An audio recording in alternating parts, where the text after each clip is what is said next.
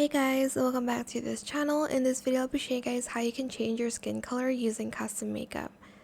So for instance, for whatever reason, the tanning booths are busy, you can actually just change your skin tone with custom makeup according to the makeup you saved, obviously. So press yes on the equip with skin color, and then if you press on a custom makeup, it's going to change according to the skin tone you saved it in, as you can see. But that is pretty much it, really. I hope this tutorial is helpful for you guys. Don't forget to like, comment, share, and also subscribe to this channel if you haven't done that already.